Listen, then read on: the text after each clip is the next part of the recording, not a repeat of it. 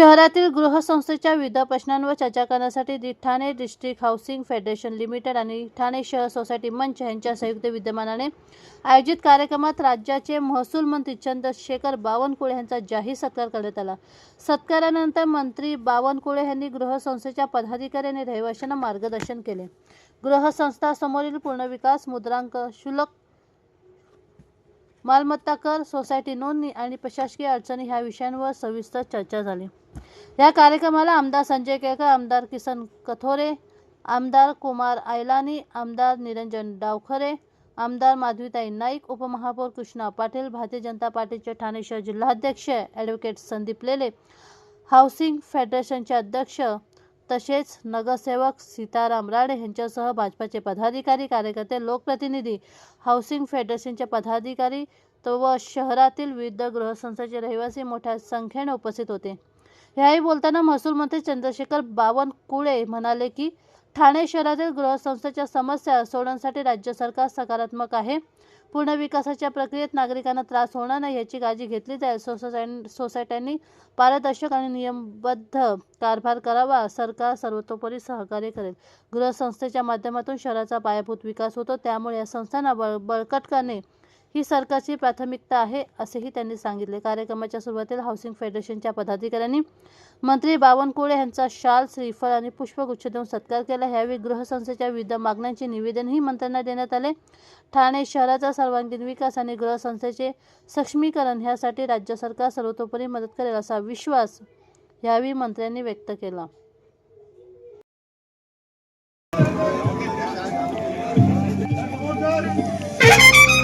आजच्या कार्यक्रमाचे प्रमुख सर्व माननीय आमदार माधवीताई नाईक, मान्यवर ऐलानी सर, आमदार श्री विक्रांतजी पाटील, आमदार कृष्णाजी पाटील, टीडीसीचे अध्यक्ष श्री अरुण पाटील, तसेच ठाणे शहर अध्यक्ष भाजपा श्री संदीप।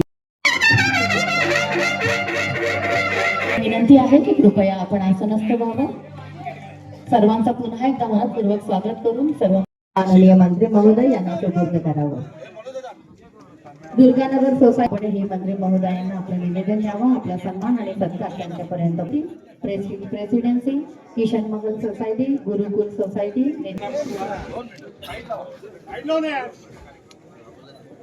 साहेबांच्या बाजूला खूप गर्दी झाली। बरं होईल एका रांगेमध्ये जर आपण आलात तर सगळ्यांनाच ते सोयीस्कर आणि सुखकर होईल। मी विनंती करते सर्वांना कृपया आपण एका रांगेमध्ये यावं। मंत्री महोदय सर्व निवेदनांचा स्वीकार करणार आहेत आणि सर्व सन्मानाचा आणि सत्काराचा सुद्धा स्वीकार करणार आहेत, त्यामुळे विनंती करते की कृपया आपण एका रांगेमध्ये यावं। श्रमजीवी संघटनेच्या वतीने सुद्धा श्री बाळाराम भोईर, श्री अशोक साबळे आणि श्री संतोष गावी मंत्री प्रेस्टीज प्रेसिडेन्सी आपणासही मी श्री निलेश जंगम आपणास विनंती करते आपणही यावं। किशन महल सोसायटीचे किसन महल सोसायटी यांनीही साहेब असं विचारलं की हाऊसिंग फेडरेशनचा आणि महसूल मंत्र्यांचा संबंध काय? तुम्ही सहकार मंत्र्यांचा कार्यक्रम ठेवला पाहिजे, मुख्यमंत्र्यांचा कार्यक्रम ठेवला पाहिजे। मी म्हटलं आमच्या हाऊसिंग सोसायट्या नंतर तयार होतात। सगळ्यात पहिली जी जमीन आहे, ज्या जमिनीवर आपण इमारत बांधतो, ती महसूल विभागात येते। आणि दुसरा मुद्दा की त्यांचा सत्कार महसूल मंत्र्यांचा अशासाठी की आम्ही इतकी वर्ष बघतोय महसूल विभाग कसा चालतो, महसूल विभागाचं कामकाज कशा प्रकारे चालतं, आणि या सगळ्या विषयांमध्ये या त्यांच्या महसूल मंत्र्यांच्या कालावधीमध्ये इतके निर्णय झटपट घेतले आहेत आणि सर्वसामान्य माणसाच्या रोज आवश्यक असणारे, ज्यांचा रोज आमची माणसं, सर्वसामान्य माणसं झगडत असतात, भांडत असतात, चक्रा मारत असतात, या सगळ्यांचे विषय त्यांनी इतके फास्ट घेतलेत की आपण तो विचारही करू शकत नाही। आपण सर्वांनी यासाठी त्यांचं काय करायला पाहिजे? साहेब, आपण इतके निर्णय फास्ट घेतल्या की आश्चर्य वाटतं। नुसते घेतले नाही तर त्याची अंमलबजावणी। आमच्याकडे एक तुम्ही जो निर्णय घेतलात, केळकर साहेबांनी तुमच्या कानावर घातलं आणि आमच्या ऍडज्युडिकेशन विभागातला एक अधिकारी तात्काळ कारवाई झाली। साहेब, तात्काळ तुम्ही त्याच्या समोर सांगितलं याच्यावर कारवाई व्हायला पाहिजे, 3 दिवसात त्याच्यावर कारवाई झाली आणि त्याची बदली झाली. त्याच्यानंतर त्यांनी आमदार केळकर साहेब असतील, डावकरे साहेब असतील, त्यावेळी माधवीताई आमदार नव्हत्या, यांच्याकडे चक्रा मारल्या की नाही साहेब माझं चुकलं, माझं हे झालं, माझं ते झालं. पण अशी धडाडीने निर्णय घेणारी माणसं फार कमी असतात आणि आपल्या राजकारणामध्ये अशी म्हणतो तर फारच कमी असतात. आणि त्यात या सगळ्या ह्याच्यामध्ये आपण इतके धडाड, मी साहेब थोडे वाचून दाखवतो तुम्ही घेतलेले निर्णय, म्हणजे आमच्या सगळ्या लोकांना माहित नाही ते थोडेसे कळू देत. की पहिला भाग शेतकऱ्यांसाठी, शेतमाल जो गाळ माती आहे त्याच्यावर रॉयल्टी माफ केली. आतापर्यंत माझ्या शेतातलं काही सामान माती काढायचं असेल, दुरुस्त करायचं असेल तर कलेक्टर तिथे आमचा डंपर दिसला, गाडी दिसली की आमच्या कलेक्टर विभागाचे माणसं गेले धाडे टाकायला. रॉयल्टी भरले की नाही, मग रॉयल्टी कमी आणि त्यांची रॉयल्टी जास्त. हे सगळं या एका निर्णयामुळे बंद झालं. भाऊबंदकीतील जे आमच्या कोकणात साहेब हा महत्वाचा विषय आहे. भाऊबंदकीमध्ये आमचे कोर्टात, सुप्रीम कोर्टापर्यंत विषय जातात एकेका मिनिटासाठी. हा भाऊबंदकीचा विषय त्यांनी 2 मिनिटात संपवला. खाली अर्ज करायचा आहे, 500 रुपये भरायचे आहेत आणि तुमच्या नावावर करून घ्यायचा. त्याच्यानंतर एक सगळ्यात महत्वाचा, शेतकरी नसाल तर तुम्हाला शेतकऱ्याची जमीन विकत घेता येणार नाही. याचं कारण हा निर्णय साहेब इतका महत्वाचा आणि दूरगामी परिणाम करणारा आहे. आमच्या कोकणामध्ये, मी कोकणात आहे त्यामुळे कोकणातली उदाहरण जास्त देतो, की काय आहे की आता शेती कोण करत नाही, जमिनी ओसाड पडल्यात आणि हे सगळे लोक जे शेतकरी ना इंडस्ट्रियलिस्ट आहेत किंवा आणखीन काय काय दलाल आहेत, हे जमिनी घेण्याचा प्रयत्न करतात. पण ही जी अट तुम्ही घातली ती सगळ्यात महत्वाची आहे. याविषयी साहेब एक आम्ही विनंती करेन, आम्ही जर फेसबुक उघडलं तर प्रॉपर्टी डीलर किंवा रिअल इस्टेट मधले एजंट आहेत ते अशी जाहिरात करतात, तुम्ही शेतकरी नसाल तर 1000 रुपयात तुम्हाला शेतकरी दाखला करून देतो. या विषयावर काही करता आलं तर साहेब आपण लक्ष घाला. दुसरं, शेत जमिनीचा ताबा एका शेतकऱ्या म्हणजे शेतकरी आहे त्याने आपापसात बदल केले तर त्याच्यासाठी फक्त 1000 रुपये स्टॅम्प ड्युटी करून, नाही तर याच्या अगोदर त्या जमिनीच्या किमतीच्या मार्केट रेट प्रमाणे, रेडी रेट प्रमाणे त्याला स्टॅम्प ड्युटी भरावी लागत होती. ती फक्त आता 1000 रुपयामध्ये होणार आहे. किती सोपा विषय हा करून ठेवला साहेबांनी. दुसरा सगळ्यात महत्वाचा विषय, मुंबई ठाणे सारख्या भागामध्ये आमच्यासाठी जे बेकायदेशीर आपल्या गरजेपुरती घरं बांधलेली आहेत, 584 फुटापर्यंतची घरं साहेबांनी नियमानुकूल करण्याचे, 2011 पर्यंतची घरं नियमानुकूल करण्याचा निर्णय घेतलेला आणि त्याची अंमलबजावणी सुरू केली. आमच्या ठाण्यामध्ये साहेब या गोष्टीचा मोठ्या प्रमाणात फायदा होणार आहे. केळकर साहेब याविषयी एक विनंती आपल्याला करणार आहे, ते त्यांच्या भाषणामध्ये करतील. पण ठाणा मुंबईतल्या आमचा मराठी वर्ग आहे, गरीब आहे, मध्यम वर्ग आहे, त्याने आपल्या गरजेनुसार जी घरं बांधलेली आहेत ती 2011 पर्यंतची नियमानुकूल 500 चौरस फुटापर्यंत कुठलाही पैसा नाही, 1500 फुटापर्यंत संरक्षण दिलेलं आहे. पुढच्या ना काही थोडे बहुत स्टॅम्प ड्युटी आपल्याला भरावी लागणार आहे. राजमाता जिजाऊ महिला सक्षमीकरण योजना, महिला बचत गटांसाठी हा कितीतरी मोठा विषय आहे. याच्यातून महिला गट, महिला बचत गट सक्षम होणार आहेत, त्यांचा आर्थिक स्तोत्र सुरू होणार आहे आणि त्यांना आमच्या शहरामध्ये या गोष्टीचा नाही पण ग्रामीण भागामध्ये साहेब याचा फार मोठा 2.5 एकर पर्यंत जागा तुम्ही त्यांना 1 रुपया भाड्याने देणार आहात. या बचत गटाच्या माध्यमातून याच्या पुढे या विषयामुळे जागा मिळत नाही. बचत गटांना भरपूर काही करावं असं वाटतं, काय करायची त्यांची मानसिकता आहे, पण प्रश्न येतो जागेचा. आणि ही जागा त्यांनी 1 रुपया भाड्याने साहेब उपलब्ध करून दिला आहे. ही आमच्या सगळ्या ग्रामीण भागातल्या अर्थव्यवस्थेला कदाचित कलाटणी देणारा विषय असेल असं मला वाटतं. त्याच्यानंतर सगळ्यात महत्वाचे प्रशासकीय कामामध्ये सुधारणा.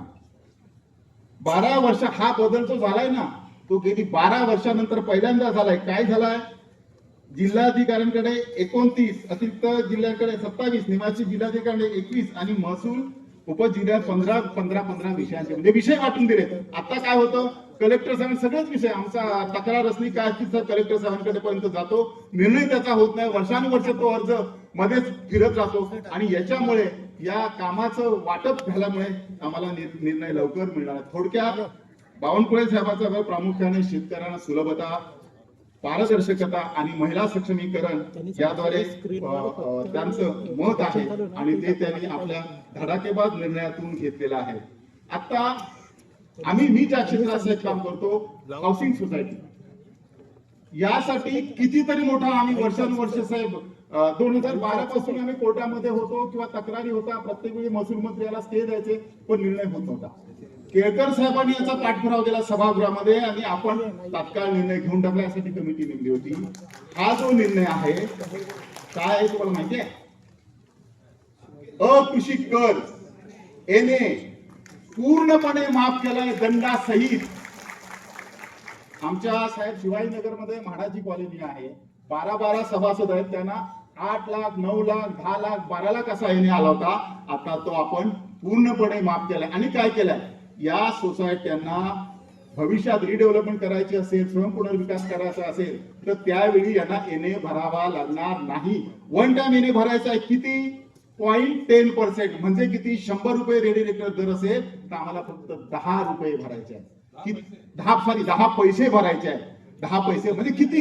हा नथिंग, म्हणजे नसल्याबरोबरचा आहे. साहेब, याविषयी तुमच्या अधिकाऱ्यांनी एक आमच्याकडे तक्रार केली होती. साहेबांनी निर्णय घेतला, पण शासनाचं किती नुकसान होणार आहे याच्यामध्ये? म्हटलं शासन लोकांसाठी आहे, स्वतःसाठी नाही. तेव्हा हा निर्णय लोकांसाठी आहे, शासनासाठी नाही. त्यामुळे आपण या आमच्या हाऊसिंग सोसायटीना महाराष्ट्रामध्ये 1,35,000 सोसायट्या आहेत. जवळपास 4.5 ते 5 कोटी लोक त्याच्यामध्ये राहतात. या सगळ्यांना सोसायटीचा मोठी आपली मदत झालेली आहे. त्याच्यानंतर वर्ग 2 ची जमीन वर्ग 1 केवढा तरी मोसा 1960 पासून आतापर्यंत शासनाकडून लीजने घेतलेल्या जागा आहे. तिथे सोसायट्या, घर बांधले, जागा झाल्या. आता त्या वर्ग 1 आतापर्यंत तुम्ही त्या जमिनीचे भाडे करू होता. आता एक वर्ग 1 झाला म्हणजे तुम्ही त्याचे संपूर्ण मालक होणार आहात. आणि हा निर्णय त्यांनी घेतलाय. मुदतवाढ दिली आहे आणि प्रीमियम फार कमी प्रीमियम 0.5 आणि कमर्शियल असेल तर 1.5 म्हणजे जवळपास नसल्यात म्हणजे पैसे न भरण्यात. फक्त या विषयीसाठी एक माझी विनंती असेल साहेब, याच्यासाठी प्रत्येक जिल्हा स्तरावर एखादा नोडल ऑफिसर नेमून केला तर ही कामं ताबडतोब होतील. नाही तर आमच्या सगळ्या जिल्हाधिकाऱ्यांकडे प्रपोजल दाखल केल्यानंतर 6 महिने, वर्ष 2 वर्ष त्याचा निर्णय लागत नाही आणि आपली तोपर्यंत मुदत संपून जाते. यासाठी एखादा जिल्हा स्तरावर नोडल अधिकारी नेमला तर बरं होईल. दुसरं, शासकीय जमिनीवरील सोसायट्यांचा पुनर्विकास किंवा स्वयंपुनर्विकास हे जर करायचं असेल तर डीन तुमचं महिन्याभरामध्ये होतं आणि याच्यामुळे लोकांना मोठ्या प्रमाणे मदत होणार. आणखी एक महत्वाचा निर्णय जो हाऊसिंग सोसायट्याबद्दल आहे, व्हर्टिकल प्रॉपर्टी कार्ड. हा कोणाच्या स्वप्नात सुद्धा येऊ शकत नाही हा विषय, पण व्हर्टिकल प्रॉपर कार्ड ही संकल्पना बावनकुळे साहेबांनी मांडली आणि ती अस्तित्वात आणली. थोड्या दिवसात आता त्याचा एसओपी सुरू आहे. गेल्या आठवड्यामध्ये जमाबंदी आयुक्तांकडे याविषयी बैठक झाली बावनकुळे साहेब आणि त्यावेळी ह्याची एसओपीची प्रक्रिया सुरू आहे. पुढच्या काही दिवसामध्ये आपल्याला प्रत्येक फ्लॅटचं प्रॉपर्टी कार्ड आपल्याला मिळणार आहे. त्यामुळे या सगळ्या गोष्टींसाठी जो आम्ही त्यांचा सत्कार ठेवला आहे आणि याच्यापेक्षा कितीतरी निर्णय ते कदाचित माझ्या नजरेसमोर आले नसतील, मला मिळाले नसतील, मला समजले नसतील, असे कितीतरी निर्णय आहेत. पण हे प्रामुख्याने आमच्या शहरातल्या गृहनिर्माण संस्थांच्या संबंधातले हे विषय आहेत. बावनकुळे साहेब, एक 2-3 विषयांकडे आपलं लक्ष वेधू इच्छितोय. एक मत आहे माझं असं की डीम करणं ही फार चांगली योजना गृहनिर्माण संस्थांसाठी आहे. जागा नावावर करण्यासंबंधी बिल्डर शिवाय आपण जमीन नावावर करतो, पण याच्यामध्ये बिल्डर आणि हा जो विषय आहे तो बराच आहे. पण त्याच्यासाठी एक माझी विनंती आपल्याला तसं असं करता येईल का, ज्या नोंदणीकृत गृहनिर्माण संस्था आहेत त्या प्रत्येक संस्थेच्या सातबारे इतर हक्कामध्ये जर सोसायटीचं नाव टाकलं तर बिल्डर कुठलाही थेट अग्रीमेंट करणार नाही, जमीन मालकावर करार करणार नाही, सोसायटीला विचारल्याशिवाय त्याला पुनर्विकास करता येणार नाही. त्यामुळे ज्या सोसायट्या रजिस्टर झाल्या आहेत त्यांच्या इतर हक्कामध्ये आपण नाव त्या सोसायटीचं नोंदवावं अशी माझी विनंती आहे. मी तसं तुम्हाला पत्र सुद्धा देतो आहे. बराच वेळ थांबायला लागलं, त्याच्यामुळे पहिल्यांदा मी हाऊसिंग फेडरेशनच्या तर्फे दिलगिरी व्यक्त करतो. कारण की बावनकुळे साहेबांचा कार्यक्रम समोरच होता आणि फार मोठ्या प्रमाणामध्ये त्या ठिकाणी नागरिक जे आहेत, जे लाभार्थी आहेत ते देखील आले होते आणि स्टॉल देखील होते. या ठिकाणी आपल्या लक्षात आलं असेल की चंद्रशेखर बावनकुळे साहेबांनी गेल्या 1.5 वर्षामध्ये इतक्या झपाट्याने काम केलं, इतक्या प्रकारचे निर्णय त्यांनी तर अर्धेच वाचून दाखवले. अजून देखील अनेक निर्णय जे आहेत ते त्यांनी झपाट्याने केलेले आहे. आणि त्याच्यामुळे आपल्या मनात आलं की अशा प्रकारच्या कार्यक्षम मंत्र्याचा महाराष्ट्रात ठाणे जिल्ह्यामध्ये सत्कार झाला पाहिजे, सन्मान झाला पाहिजे आणि त्यांना पोचपावती नागरिकांच्या माध्यमातून देखील दिली गेली पाहिजे. आणि त्याच्यामुळे आम्ही 2-3 महिन्यापासून बावनकुळे साहेबांच्या मागे होतो की आपण कुठली ना कुठली तारीख द्या.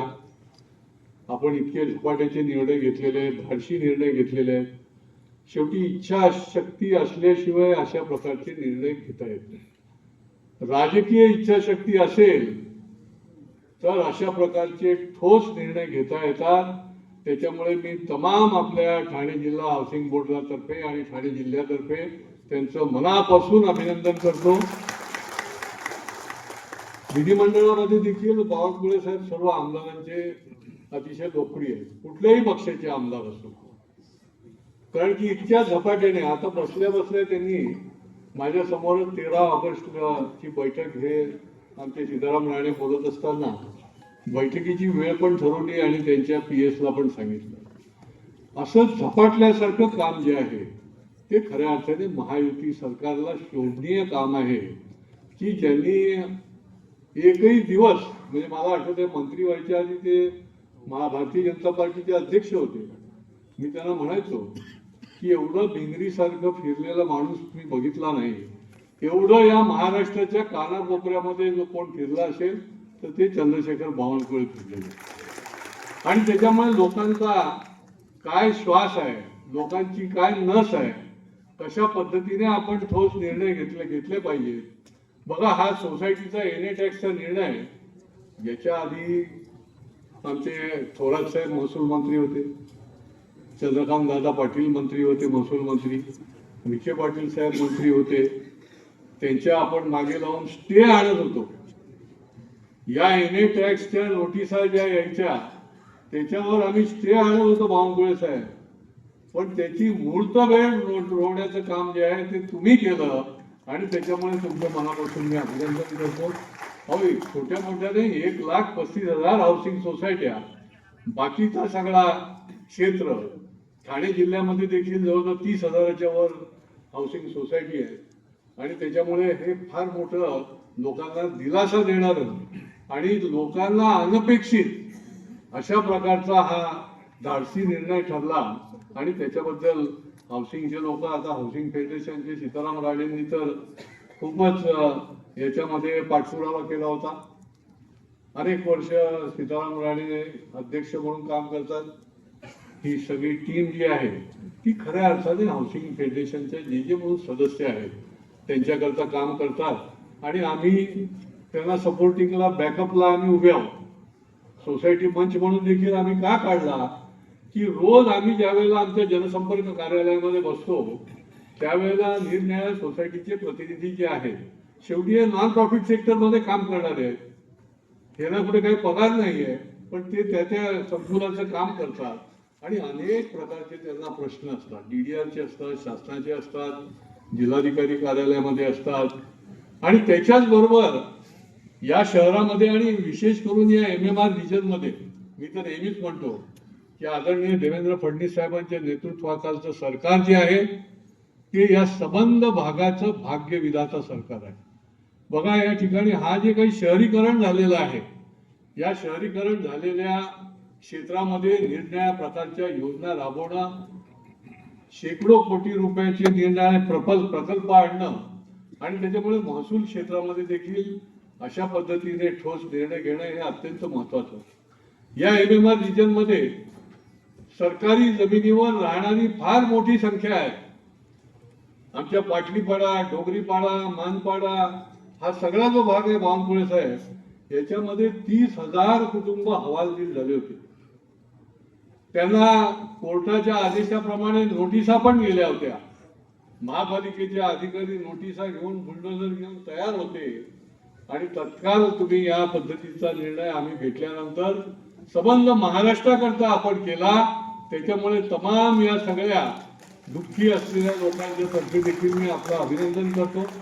त्यांचा जीव टांगणीवर लागला होता साहेब, कारण कोर्टाची ऑर्डर, परंतु महसूल खातं जे आहे ते वेगळ्या सेक्शन खाली नियमानुकूल करता येतं. ही पळवाट होती आणि त्या पळवाटीचा फायदा तुम्ही फार मोठ्या मनाने आणि अतिशय धाडसीपणे हा निर्णय जो आहे तो वेल टाइम स्ट्रोक ज्याला म्हणतात तो वेल टाइम स्ट्रोक आपण मारला आणि त्याच्यामुळे अतिशय निश्चिंत झालं. नाही तर उद्या आपलं घर राहणार की नाही अशा पद्धतीची त्यांची परिस्थिती होती. आणि त्याच्यामुळे अशा सलग विविध निर्णयाच्या मुळे आपल्याला कल्पना नाही पण महाराष्ट्रामध्ये करोडो लोकांमध्ये तुम्ही लोकप्रिय झालेले आहात. आणि पुढच्या काळामध्ये देखील असे जे निर्णय आहेत ते काही एक्झिक्यूट करण्याची देखील बावनकुळे साहेब मी आपल्याला या सगळ्यांच्या माध्यमातून आपल्याला विनंती पण करणार की निरनिराळ्या सोसायटींचं ज्या वेळेला कन्व्हेन्स बनतं त्याच्यानंतरचं जे राणे साहेबांनी सांगितलं त्याच्यावर काही ना काहीतरी ठोस निर्णय घ्यायला पाहिजे. त्याच्यानंतर निरनिराळ्या हाऊसिंग सोसायटीची जे प्रलंबित प्रकरण आहे ती प्रलंबित प्रकरणं शेवटी ज्यावेळेला हाऊसिंग फेडरेशनचे प्रतिनिधी देखील एक त्याची सगळी सुनावणी करून ती कलेक्टर ऑफिस समोर आणतात. आज या ठिकाणी जवळजवळ 2-3 डझन तरी प्रकरणं जी आहेत ती प्रलंबित आहेत कारण त्या ठिकाणी अजून निर्णय झाला नाही. आम्ही रिकव्हरीचा जे विषय आहे आम्ही कलेक्टर साहेबांना पण विनंती केली, एक मीटिंग घेतली, पण त्याच्या दृष्टीने देखील आपण ठोस प्रकारचा आपण अवश्य निर्णय घ्यावा. हा शहर जे आहे ते खाडीने वेढलेलं आहे अध्यक्ष बावनकुळे साहेब. आपण अतिशय आक्रमकपणे या विषयावर निर्णय घेतलेले आहेत आणि वाळू माफियांचा बंदोबस्त करण्याचे देखील आपण निर्णय केलेले आहेत. परंतु त्याचं एक्झिक्युशन होणं देखील काही प्रमाणामध्ये कुठे कमी पडतंय की काय यांचं कुठे ना कुठे जे काही ताळमेळ झाला पाहिजे निर्णय डिपार्टमेंटचा तो होतोय की काय आणि त्याच्याकरता देखील आपल्यासारखा कडक मंत्रीच अशा पद्धतीचे ठोस प्रकारचे निर्णय घेऊ शकेल जेणेकरून आमच्या या सगळ्या ठाणे जिल्ह्यामध्ये ज्या पद्धतीने खाडी किनारी जे आमचे मँग्रोव्ज आहेत हे जर मँग्रोव्ज वाचवायचे असतील तर कठोरातला कठोर निर्णय देखील आपल्याला घेण्याची गरज आहे. परंतु सामान्य माणसाला दिलासा देणारे निर्णय घेणारं हे सरकार आणि त्याच्यामध्ये महसूल खात्यामधले महसूल मंत्री आणि त्याच्यामुळे लोकांना याचा कॉन्फिडन्स निर्माण झाला, विश्वास निर्माण झालेला आहे की हे सरकार तळागाळातल्या माणसाला दिलासा देणार आहे, खऱ्या अर्थाने सर्वसामान्यांचं सरकार आहे आणि ते आपण आपल्या पद्धतीने आपल्या विभागामध्ये करत आहात. त्याच्याबद्दल मी आपलं अभिनंदन करतो आणि पुढच्या काळामध्ये देखील याच तडफेने, याच धडकपणे, याच धाडसीपणे आपण तर कर्तृत्ववान आहातच त्याशिवाय अशा प्रकारचे निर्णय कोणी घेऊच शकणार नाही. आणि त्याच्यामुळे पुढच्या काळामध्ये देखील आपण अशा पद्धतीचे ठाम निर्णय जनताभिमुख लोकाभिमुख घ्याल अशा प्रकारचा मला विश्वास देखील वाटतो. अजून शेवटचा विषय जो आहे या ठिकाणी जसं SRA विषय प्रकल्प चालतात तसे क्लस्टरचे देखील मोठे मोठे प्रकल्प 44 आराखडे आमच्या महापालिकेमध्ये आलेले आहेत आणि या 44 आराखड्यामध्ये क्लस्टरच्या बाबत नियमानुकूल केलेले जे बांधकाम आहेत त्यांना आपण ऐच्छिक ठेवण्याची गरज आहे अध्यक्ष बावनकुळे साहेब. आणि त्याच्यामुळे ही जी नियमानुकूल केलेली बांधकामं आहेत 2011 पर्यंतची त्यांना ऐच्छिक ठेवा, त्यांना हवं तर वगळा तर त्या लोकांना देखील निश्चितपणे दिलासा मिळणार आहे. कारण क्लस्टरच्या माध्यमातून काही वेळेला काही करून झालं पाहिजे क्लस्टर म्हणून त्यांना देखील त्याच्यामध्ये सामावून घेण्याची प्रक्रिया केली जाते आणि त्याच्यामुळे त्याला देखील आळ बसेल एवढंच आपल्याला या निमित्ताने सांगतो. पुन्हा एकदा आमच्या तमाम सगळ्या ठाणेकरांच्या तर्फे आपलं सततच्या अभिनंदन करतो आणि माझं मनोगत पूर्ण करतो. जय हिंद, जय महाराष्ट्र. झाल्यानंतर जे भारतीय नागरिक पाकिस्तानमधून हिंदुस्थानात आले पण महाराष्ट्रात 40 नगरं अशी आहेत त्यांचा सिंधी समाज म्हणून त्या ठिकाणी बसले पण त्यांना आतापर्यंत त्यांची प्रॉपर्टी ही कधीच कायदेशीर झाली नाही. पण देवेंद्र फडणवीस सरकारने ती प्रॉपर्टी कायदेशीर करून दिली त्यामुळं त्यातलं फक्त उल्हासनगर शिल्लक राहिलं म्हणून कुमार अहिलानी आजच्या कार्यक्रमाला पूर्ण उपस्थित आहेत. आपले विधिमंडळातले लोकप्रिय आमदार आपले पुढे गेले मोबाईलवर लक्ष ठेवणारी निरंजन तुमची तयारी. निरंजन डावकरेजी आपले भारतीय जनता पार्टीचे पूर्व महामंत्री आणि आमदार विक्रांत पाटीलजी, आपले लोकप्रिय आमदार, ज्यांचे आमदार झाल्यामुळे पूर्ण महाराष्ट्राला आनंद झाला, संपूर्ण महाराष्ट्राला आनंद झाला, अशा माधवीताई नाईकजी, माननीय आपले अध्यक्ष सीताराम राणेजी, कृष्णा पाटीलजी, संदीप लेलेजी, अनिल पाटीलजी, समोर अनेक मान्यवर उपस्थित आहेत, समोर आहेत या ठिकाणी बसलेले सर्व मान्यवर. खरं तर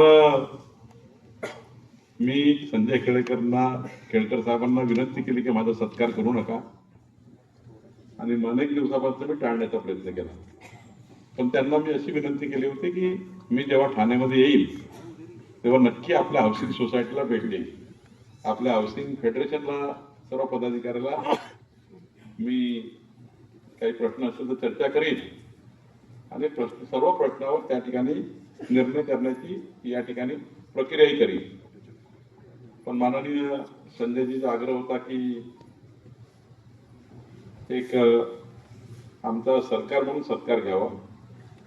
देवेंद्र फडणवीस सरकार, आपलं सरकार, या सरकारने केलेल्या कामाचा सत्कार व्हावा, आणि मग या सत्कारांना जे काही आम्ही पुष्पगुच्छ देऊ, आम्ही त्यातला एक मोठा हार देऊ, त्या हारातून सरकारला अजून ऊर्जा मिळावी, सरकारला काम करण्याची अजून प्रेरणा मिळावी, याकरता त्यांनी सरकार म्हणून मला माझा सत्कार केला. खरं तर हा सत्कार कोणाचा आहे, तर माझ्यापेक्षा हा सत्कार ज्या जनतेने देवेंद्र फडणवीसांचं सरकार महाराष्ट्रात आणलं, महाराष्ट्राच्या इतिहासामधलं पहिलं सरकार असं आहे जे देवेंद्र फडणवीसचं सरकार आहे. या सरकारला 3,18,00,000 मतं महाराष्ट्रात मिळाली. 3,18,00,000 मतं. देवेंद्र फडणवीसांचं सरकार 51.78% मतं घेऊन निवडून आलं, आणि देवेंद्र फडणवीसांचं सरकार महाराष्ट्रातलं पहिलं सरकार असं आहे जे 288 पैकी 235 आमदाराचं सरकार आहे. सरकार बनायला 144 लागतात, पण 235 आमदाराचं सरकार देवेंद्र फडणवीसांचं सरकार आहे. आणि त्यामुळे अशा सरकारकडनं काय अपेक्षा आहे, तर अशा सरकारकडनं लोकाभिमुख, पारदर्शी आणि गतिमान प्रशासनाची अपेक्षा आहे, जी छत्रपती शिवाजी महाराजांची प्रेरणा आहे. छत्रपती शिवाजी महाराजांच्या सरकारमध्ये, त्यांच्या राज्यकारभारामध्ये 3 महत्वाचे प्रेरणादायी विषय आपल्याला घेता येतील. ते म्हणजे छत्रपती शिवाजी महाराजांचं सरकार हे लोकाभिमुख होतं, ते गतिमान होतं, ते पारदर्शी होतं, त्या सरकारमध्ये भ्रष्टाचाराला वाव नव्हता. आणि ही भूमिका देवेंद्र फडणवीसांच्या सरकारने स्वीकारली. आणि हे सरकार जेव्हा निर्माण झालं, देवेंद्रजींनी शपथविधी झाला, त्या शपथविधीनंतर जेव्हा खाते वाटपाचा विषय आला, मी पक्षाचा अध्यक्ष होतो. देवेंद्रजींनी विचारलं की तुला कोणतं खातं आवडेल, कारण पक्षाचा अध्यक्ष असल्यामुळे त्यांना माझी चॉईस विचारली. खर तर मी त्यांना विनंती केली की तुम्ही या राज्याच्या जनतेच्या जीवाची जबाबदारी तुम्ही घ्या. जे झोपून उठल्यापासून झोपतपर्यंत मनुष्याच्या जीवाचं रक्षण कोण करतं, ते पोलीस करतात. आणि पोलिसांचं खातं माननीय मुख्यमंत्री देवेंद्र फडणवीसजीकडे असावं असं आम्हाला वाटलं. त्यांनी शेवटी मुख्यमंत्री म्हणून त्यांचे अधिकार आहे, कुणाचं खातं कुणाकडे द्यायचं हा माझा अधिकार नाही. कुणाला मंत्री करायचं, कुणाला मंत्री, उपमुख्यमंत्री किंवा सरकारमध्ये ठेवायचं, कुणाला मंत्री करायचं हे देवेंद्र फडणवीसची मुख्यमंत्र्याची जबाबदारी आहे, मुख्यमंत्र्याचे अधिकार आहे. कुणाला खातं द्यायचं हे मुख्यमंत्र्याचे अधिकार आहे. पण चर्चा करताना त्यांनी मला सांगितलं की तुला असं खातं येतो आहे की या खात्याने 14 कोटी जनतेच्या मालमत्तेचं रक्षण करण्याची जबाबदारी तुमच्याकडे येईल. आणि मग महसूल खातं माझ्याकडे आलं, ज्या खात्याला जबाबदारी आहे की जनतेच्या मालमत्तेचं रक्षण करणे, जनतेची मालमत्ता कायदेशीर करून देणे, जनतेला कायदेशीर हक्क प्राप्त करून देणे, शेतकऱ्यांना त्यांच्या जीवनामध्ये सुलभता निर्माण करणे. ही जी 14 कोटी जनतेची मालमत्ता आहे, इतर खाते महत्वाचीच आहे, पण दोन विभाग अत्यंत महत्वाचे, एक जनतेच्या जीवाचं रक्षण करणे आणि जनतेच्या मालमत्तेचं रक्षण करणे. जनतेचा जीव सुरक्षित नसेल तर सरकारचा काय उपयोग आहे, आणि जनतेची मालमत्ता सुरक्षित नसेल तर त्या सरकारचा उपयोग काय, जे सरकार आपण निवडून आणलं. आणि म्हणून मग लोकाभिमुख निर्णयाचा विचार आला, गतिमान निर्णयाचा विचार आला. आणि मग संजय केळकर सारखे आमदार हे जेव्हा विधिमंडळात आहे आणि संजय केळकरजींनी जे जे विषय सभागृहात मांडले, म्हणजे यातले 50% निर्णय कुणाच्या म्हणण्यावर झाले आहेत, तर विधानमंडळामध्ये संजय केळकरजी यांनी जर हे विषय मांडले नसते तर मंत्री म्हणून त्या ठिकाणी मी या निर्णयाला अंतिम करू शकलो नसतो, कायदे बदलता आले नसते. शेवटी इंग्रजाच्या काळातला हा कायदा आहे, महसूल कायदा. 1553 मध्ये महसूल खाता तयार झाला. या देशाची जमाबंदी 1800 मध्ये झाली. 1908 चा मुद्रांक अधिनियम आहे. हे अधिनियम इंग्रजाच्या काळातले आहेत. आणि मग जसं जसं आपण पुढे गेलो, 75 वर्ष स्वातंत्र्याला झाले, पण इंग्रजाच्या काळातले त्या ठिकाणी जाचक निर्णय राज्यामध्ये असताना कसं जनतेला न्याय मिळेल. त्यामुळे लोकाभिमुख निर्णय करताना कायदे बदलवावे लागतात, नियमावली बदलवावी लागतं. आणि मग मी विचार केला की या राज्यामध्ये 14 कोटी जनतेची सरकारकडनं काय अपेक्षा आहे. शेतकऱ्याला ही अपेक्षा आहे की माझ्या शेतातला जर गाळ माती वाढू जर मी वापरू शकलो नाही तर सरकारचा काय उपयोग आहे. आणि म्हणून निर्णय घ्यावे लागले. 2 भावंडाची शेती मोजायची असेल तर सरकार त्यातनं मोजणीचे पैसे घ्यायचे, 6,000 रुपये 12,000 रुपये मोजणीचे पैसे घ्यायचे. पण आता राज्याने निर्णय केला की पोट हिस्सा करायचा असेल, शेतकऱ्याच्या 2 भावामध्ये जर त्याची जमीन मोजून द्यायची असेल त्याची किंमत फक्त 200 रुपये असली पाहिजे, 200 रुपयाच्या वर नसली पाहिजे, कारण सरकारी खर्च 200 रुपये तेवढा घेतला पाहिजे. सरकार हे मालगुजार नसतं, कधी ते काही सावकार नसतं. सरकारने कधी सावकारी करू नये, सरकारने कधी मालगुजारी करू नये. सरकारने लोकांकरता त्या ठिकाणी सरकार चाललं पाहिजे. आणि म्हणून देवेंद्र फडणवीस सरकारच्या कार्यकाळामध्ये आज महसूल खात्याने 65च्या वर निर्णय घेतले. त्याची पुस्तिका मी तयार केली राणे साहेब.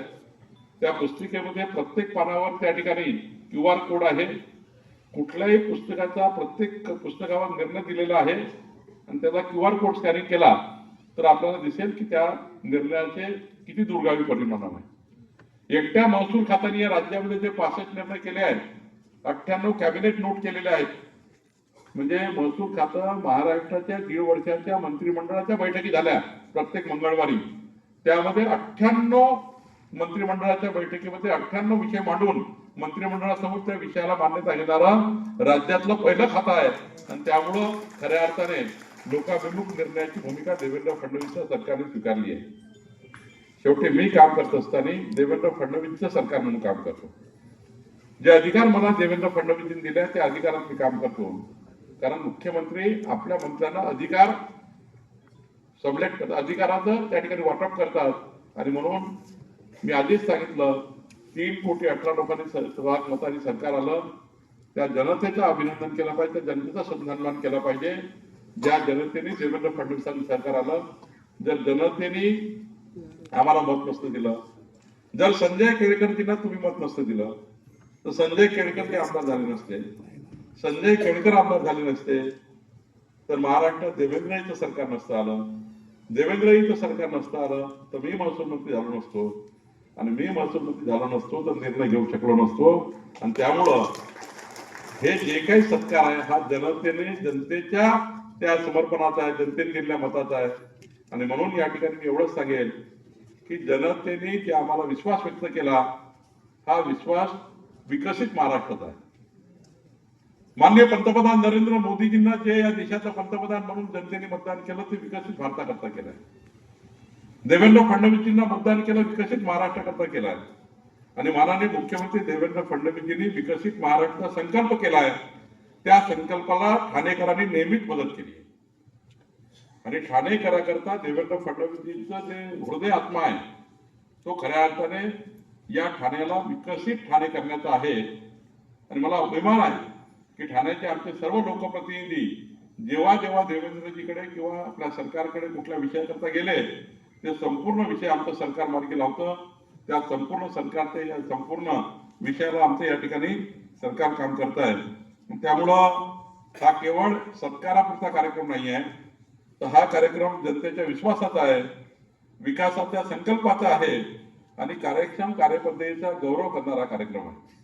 निश्चितपणे ठाणे शहराचे आमचे लोकप्रिय आमदार संजय केळकरजी, मी मनापासून आपले आभार मानतो की आपण ज्या विधायक सूचना या ठिकाणी दिल्या सरकारला, सभागृहात दिल्या, सभागृहाबाहेर दिल्या, जिथे जिथे मी त्यांना भेटलो त्यांनी कधी स्वतः व्यक्तिगत त्यांनी कधी आपलं काम सांगितलं नाही, कधी त्यांनी भूखंडाचं सांगितलं नाही, कधी स्वतःच्या प्रॉपर्टीचं सांगितलं नाही. संजय केळकरजी जेव्हा जेव्हा सरकारकडे येतात तेव्हा महाराष्ट्राच्या ठाण्याच्या विकासाचा संकल्प करून आमचे या ठिकाणी या सरकारला प्रचंड त्या ठिकाणी सरकारने चांगलं काम करावं याकरता संजय केळकरजी आमच्या पाठीशी 100% उभे आहेत. मला या ठिकाणी अभिमान आहे की आमच्या सरकारमध्ये संजय केळकर सारखे अत्यंत इमानदार, पारदर्शी आणि गतिमान आमदार आमच्या सरकारमध्ये आहे, ज्याचाही अभिमान या ठिकाणी मला आहे. मी या ठिकाणी हाऊसिंग फेडरेशनचे अध्यक्ष सीतारामजी राणे साहेबांना या ठिकाणी एवढंच सांगेल की जी काही अपेक्षा आपण सरकारकडे व्यक्त केली आहे, जे काही विषय या ठिकाणी मांडले गेले आहेत, 4 महत्वाचे विषय आपण मांडलेले आहेत, त्या 4ही विषयाला अंतिम करून 4ही विषयाचं उत्तर हो असं राहील. त्यामुळे सर्व कामं जेवढे काही तुम्ही सांगितले येणे रद्द केला, कुठले पैसे लागणार नाही, कोणी किती नोटिसा दिल्या असेल त्या सरकार रद्द करेल. जे आमच्या तलाठी तुम्हाला डीम कन्व्हेन्स झाल्यानंतर डीडीआर नंतर त्यानंतर वेगळ्या सुनावणी घ्यायची गरजच नाही आहे. जसं डीडीआर कडनं डीम कन्व्हेन्सचं त्या ठिकाणी आलं, तात्काळ त्या ठिकाणी त्याचे फेरफार केले पाहिजे, त्यांचे स्वामित्वात नोंद केली पाहिजे, त्यांचे प्रॉपर्टी कार्ड दिले पाहिजे, त्याकरता कुठली अडचण येणार नाही. आपल्या गृहनिर्माण सोसायटीचे नावं इतर अधिकारात आले पाहिजे का आले पाहिजे, निश्चितपणे आपण निर्णय करू. त्यामुळं या ठिकाणी ज्या ज्या अपेक्षा आपण व्यक्त केल्या त्या पूर्ण करू. या ठिकाणी मी एवढंच सांगेल की आपलं सरकार हे आपलं सरकार आहे. देवेंद्र फडणवीसजी अत्यंत लोकप्रिय मुख्यमंत्री आहेत आणि खऱ्या अर्थाने या राज्याला विकसित कोण करू शकतो तर देवेंद्र फडणवीसजीच करू शकतात. या संकल्पावर आपल्याला काम करायचं आहे आणि म्हणून माझी विनंती आपल्याला आहे की एकच मी सांगेल की जे काही आम्ही 65 निर्णय घेतले, एवढे निर्णय काय आता वाचून दाखवणार नाही, पण यातला सर्वात महत्वाचा निर्णय आता होणार आहे. तो निर्णय तुम्हाला आधीच सांगतो, येणाऱ्या नागपूरच्या अधिवेशनामध्ये, डिसेंबरच्या अधिवेशनामध्ये जो आतापर्यंतच्या कुठल्याही सरकारने, देशातल्या कुठल्याही सरकारने आणि जगातल्या केवळ 80 सरकारांनी, 80 देशांनी, 192 देशापैकी 80 देशांनी जो कायदा तयार केला, भारतात कुठल्याही सरकारने हा कायदा तयार केला नाही, कुठल्याही राज्य सरकारने हा कायदा तयार केला नाही. तो कायदा या अधिवेशनात आम्ही आणणार आहोत. त्या कायद्याचं नाव आहे लँड टायटलिंग ऍक्ट. त्यांनी हा कायदा आल्यानंतर जे प्रॉपर्टी कार्ड तुम्हाला मिळणार आहे, त्या प्रॉपर्टी कार्डवर तुमचं घर, त्याची संपूर्ण माहिती, यापूर्वीचे सर्व मालक यामध्ये येणार नाही, एकटाच मालक आज होईल. त्यापूर्वी किती त्याचे हस्तांतरण झाले असतील केळकरजी, ते हस्तांतरण बाद होतील. 7-12 दाखवतं कोणापर्यंत हस्तांतरण सर्व बाद होतील. सिंगल आज ज्याची मालमत्ता, त्याचं नाव, त्यांच्या वारसदाराचे नाव, मालमत्तेची संपूर्ण डेटा, जमाबंदी आयुक्ताचा पूर्ण डेटा, म्हणजे घराची लांबी किती, रुंदी किती, उंची किती, प्लॉट किती, सर्व डेटा, आपल्या घराची जे किंमत आहे सरकारी कायद्याने, IGR कडे, मुद्रांकाकडे जी किंमत नोंदवली आहे, रेडी रेकनर किती किंमत किती तुमच्या घराची, आणि त्यानंतर संपूर्ण प्रक्रिया ऑनलाईन. तुमचं प्रॉपर्टी कार्ड ट्रान्सफर करायचं असेल तर ऑनलाईन, पुन्हा तहसील कार्यालयात IGR कार्यालयात जायची गरज नाही. त्या प्रॉपर्टी कार्डवर ट्रान्सफर प्रक्रिया पूर्ण सुलभ राहील. आणि खाली गव्हर्नमेंट गॅरंटेड प्रॉपर्टी कार्ड, म्हणजे दुबईला जशी गव्हर्नमेंट गॅरंटीचा स्टॅम्प असतो, त्या प्रॉपर्टी कार्डला कुठलेही बँक डायरेक्ट कॅश प्रॉपर्टी म्हणून डिक्लेअर होईल. तुम्ही त्या प्रॉपर्टीच्या 70% 80% लोन ऑनलाईन घेऊ शकाल. आणि निश्चित प्रॉपर्टी कार्ड हे तुम्हाला जे मिळेल, तुम्ही अमेरिकेत असाल, तुम्ही जगातल्या कुठल्या देशात असाल, त्या देशात जाऊन तुमचं प्रॉपर्टी कार्ड ऑनलाईन तुम्ही त्यावर कॅश मिळवू शकाल. तुमचं प्रॉपर्टी कार्ड एक प्रकारचं तुमचं जे बँकेचं कार्ड असतं, जे बँकेत पैसे डिपॉझिट असल्यानंतर आपल्याला जे कार्ड मिळतं, दोन प्रकारचे काय, डेबिट कार्ड आणि क्रेडिट कार्ड. जसं पैसे बँकेत असल्यावर डेबिट कार्ड आणि क्रेडिट कार्ड मिळतं, तुमची प्रॉपर्टी तुमचं डेबिट आणि क्रेडिट कार्ड राहणार आहे. आणि त्यामुळं असं प्रॉपर्टी कार्ड, असा कायदा ज्याला government guaranteed property card, land titling कायदा या राज्यामध्ये येणार आहे. आणि त्या कायद्याने तुम्हाला तुमची प्रॉपर्टी ही कॅश प्रॉपर्टी असणार आहे. आणि ती प्रॉपर्टी जगातल्या कुठल्याही देशातनं तुम्हाला या ठिकाणी आपल्या प्रॉपर्टीचे व्यवहार करू शकेल. जगातले कुठल्याही इन्व्हेस्टमेंट तुमच्या प्रॉपर्टी येऊ शकेल. जगात दुबईतनं सुद्धा तुमची प्रॉपर्टी बुक होऊ शकेल. जगातल्या कुठल्याही कंपनीला या कंपनीमध्ये शेअर टाकता येतील.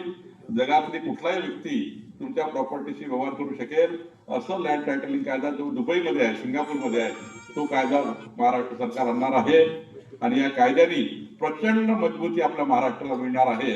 आपली प्रॉपर्टी ही कम्प्लीट कॅश प्रॉपर्टी होणार आहे. आणि दुसरा कायदा आपण संजयजी आणतोय, आधी मोजणी मगच नोंदणी नंतरच म्युटेशन. मोजणी केल्याशिवाय नोंदणी नाही. कारण मोजणी केली नाही, नोंदणी केली तर तुमचा फ्लॅट किती आहे, 1000 स्क्वेअर फूटचा फ्लॅट बिल्डर विकतात 1200, तिथे किती आहे, मोजणी केल्याशिवाय कुठलाही ट्रान्झॅक्शन नाही. आणि तिसरा महत्वाचा व्हर्टिकल प्रॉपर्टी कार्ड. संजय केळकरजी, ज्या काही उच्च इमारती झाल्या आहेत ठाण्यामध्ये, त्या प्रत्येक फ्लॅट धारकांना, गृहनिर्माण सोसायट्यांना, राणेजी जेवढ्या गृहनिर्माण सोसायटी आहेत त्यांच्याकडे दोनच डॉक्युमेंट आहेत. एक आहे घराची रजिस्ट्री फ्लॅटची, दुसरं मालमत्ता कर. ही नोंदणी आहे, हे प्रॉपर्टी कार्ड नाही आहे. म्हणजे रजिस्ट्री म्हणजे नोंदणी आहे, ते मुद्रांक आहे, त्याला प्रॉपर्टी कार्ड कधीच म्हणता येत नाही. टॅक्सेशनला तुम्हाला प्रॉपर्टी कार्ड म्हणता येत नाही. पण गव्हर्नमेंट आता तुम्हाला व्हर्टिकल प्रॉपर्टी कार्ड आणता आहे. बिल्डिंग मध्ये राहणाऱ्या प्रत्येक फ्लॅट धारकाला वेगळं प्रॉपर्टी कार्ड देण्याचा निर्णय आपलं सरकार करणार आहे. ज्यातनं आपल्या ठाणे जिल्ह्यातल्या सर्व घरांना, गृहनिर्माण सोसायट्यांना त्यांच्या घरातच प्रॉपर्टी कार्ड आपण देणार आहे. आणि त्यामुळं आपण या राज्यातल्या अत्यंत महत्वाच्या भूमिकेमध्ये आहोत. देवेंद्र फडणवीसचं सरकार, आपलं सरकार, ज्या अपेक्षा अशा जनतेच्या त्या पूर्ण करणार आहे. केळकरजी, मी तुम्हाला वचन देतो की जे जे काही प्रश्न तुम्ही ठाणे जिल्ह्यातले आणाल, आमच्या माधवी नाईकजी असतील, विक्रांत पाटीलजी असतील, निरंजन डावकरेजी असतील, कुमार ऐलानीजी असतील, आप चिंता मत करो कुमार जी, उल्हासनगर का भी प्रॉपर्टी कार्ड आपण करेंगे. सिंधी समाजाकरता निर्णय सरकारने घेतला. सर्व सिंधी जेवढे 40 शहर होते तेवढ्या सर्व शहरांना फ्री होल्ड आपण केलं. आणि त्यामुळं परवा आमच्या या ठिकाणी कुठले हिरे सरंजाम चंदगड, हे चंदगडचे आमचे रहिवासी आहेत आपले कृष्णा पाटील, उपमहापौर. कृष्णा पाटीलजीचं गाव कुठलं आहे, तर कोल्हापूर जिल्ह्यातल्या चंदगड तालुक्यामध्ये त्यांचं गाव आहे. तिथल्या 12,000 परिवारांना, 55 गावांना हेरे सरंजाम टाकून दिलं. हेरे सरंजाम. आणि हेरे सरंजाम नाव असल्यामुळं त्या गावांना त्यांचं कुठलंही हस्तांतरण, कुठलंही त्यांचं योजना सारा बंद होत्या.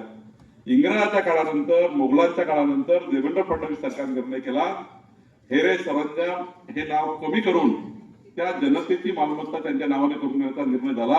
12,000 प्रॉपर्टी गरीब माणसाची आज फ्रीहोल्ड झाली. त्यामुळे आज चंदगड जिल्ह्यामध्ये, चंदगड तालुक्यामध्ये मोठा निर्णय झाला.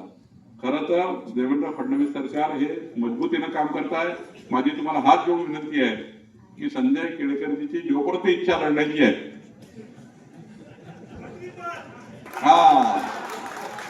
तुमचा निरोप मी देवेंद्रजींना देतो. ते त्या पदाचे योग्य दावेदारी आहे, असं नाही आहे.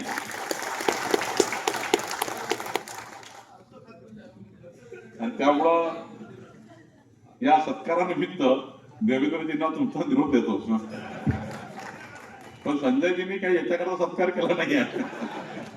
संजयजींनी देवेंद्र फडणवीसांचं सरकार किती लोकाभिमुख आहे, किती पारदर्शी आहे, किती गतिमान आहे, याचा उदाहरण म्हणून माझा सत्कार केला. आणि त्यामुळे हा सत्कार जनतेला समर्पित आहे. त्या सर्व जनतेने ज्यांनी संजय केळकरला निवडून आणलं, आमचे आमदार संजय केळकरजी हे पुन्हा पुढच्या 3.5 वर्षामध्ये मी त्यांना वचन देतो की संजयजी, ठाणे जिल्ह्यातला महसूलचा एकही प्रश्न शिल्लक राहणार नाही. तुम्ही जेवढे काही विषय माझ्या निदर्शनात आणाल, जेवढे काही विषय माझ्या समोर आणाल, त्या साऱ्या विषयाला सरकार न्याय देईल. गरज पडली तर कायदे बदलू, गरज पडली तर नियमावली बदलू, गरज पडली तर जे काही वाटेल ते करू, पण जनतेला आम्ही या ठिकाणी उद्ध्वस्त होऊ देणार नाही. लोकाभिमुख सरकार म्हणून काम करू एवढंच वचन देतो. ज्या अशा अपेक्षा तुमच्या देवेंद्र फडणवीसचं सरकार आणण्याकरता होत्या, त्या अशा अपेक्षा आम्ही पूर्ण करू एवढंच या ठिकाणी सांगतो. आणि पुन्हा एकदा राणे साहेब, तुम्ही माझा सन्मान केला. हा जो सन्मान आहे, अजून गतीने आपलं सरकार काम करेल. तुमच्या अशा अपेक्षा ज्या सत्कारामागे होत्या, ज्या फुला जे काही तुम्ही माझ्याकडे हार टाकला, तुम्ही मला पुष्पगुच्छ दिले, शाल दिली, शिरपड दिली, हे अशा अपेक्षाच आहे. कुणा व्यक्तीला काय आनंद व्हावा, चंद्रशेखर बावनकुळेला आनंद व्हावा याकरता नव्हतं. ती आशा होती, ती अपेक्षा होती की या हारा फुलामागे जे काही आम्ही 4 निवेदन त्यांना देऊ, त्या 4 निवेदनातून आमचे निर्णय झाले पाहिजे. ही आशा अपेक्षा त्या सत्कारामागची होती. ती आशा अपेक्षा आम्ही पूर्ण करू एवढंच वचन मी आपल्याला देतो. खूप खूप धन्यवाद.